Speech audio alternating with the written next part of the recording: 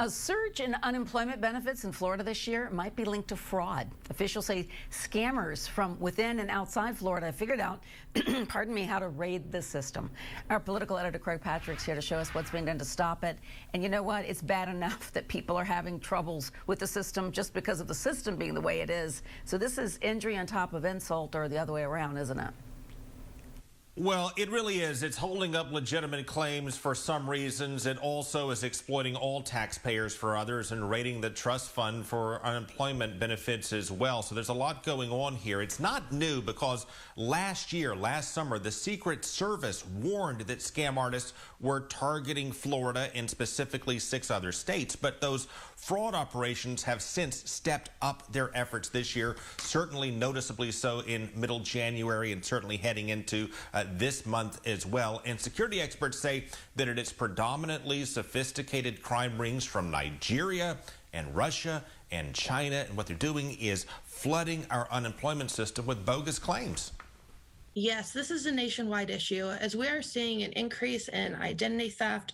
Unfortunately, many people have had benefits taken in their name. And here's how they're doing it. What they're doing is they're going on the dark web and they're purchasing stolen information that includes your name, your date of birth, your social security number. They might even purchase a copy of your license, depending on what the requirements are in each state.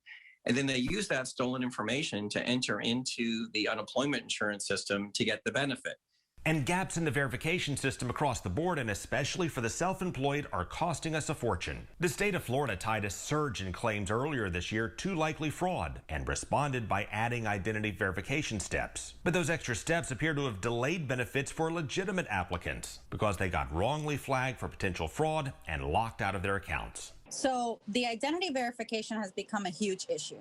I have a claimant who's been locked 10 times in the last 2 weeks. Which brings us to the continuing search for solutions. They haven't changed out their analog lock to a digital lock. Haywood Talcove, who leads LexisNexis Risk Solutions, says states like Florida may want to look at what banks and other businesses that protect sensitive information are already doing. He said it's a combination of two-factor authentication and systems that can assess the user's devices, their emails, and public records. When you think about how you might interact with your bank or an e-retailer, and you see things like two-factor authentication, those tools, which primarily are made up of a database that assesses the device to make sure that device hasn't been used for fraudulent activities, to include things like public records to make sure the individual actually lives in the state that they're claiming a benefit and that they actually have a property address that's valid, as well as checking your email. Combine all that, put in some artificial intelligence and some machine learning, and it takes care of the fraud instantly.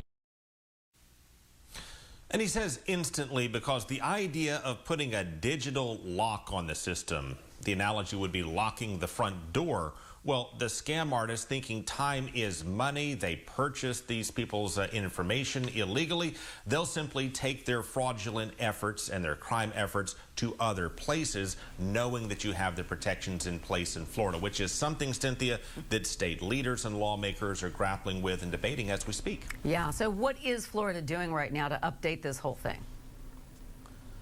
Well, there's a proposal specifically from DEO that would cost $244 million in total over the course of 5 years, including $73 million to scrap the entire Connect system we have and build something new. That's designed, among other things, to make it more efficient, but also take it cloud-based and modernized in such a way that it could be brought in sync with what are considered modern multi-step authentication security efforts that you do see in banks and e-retailers and elsewhere. All right, sounds like we definitely need some sort of improvement, that's for sure. Thank you, Craig.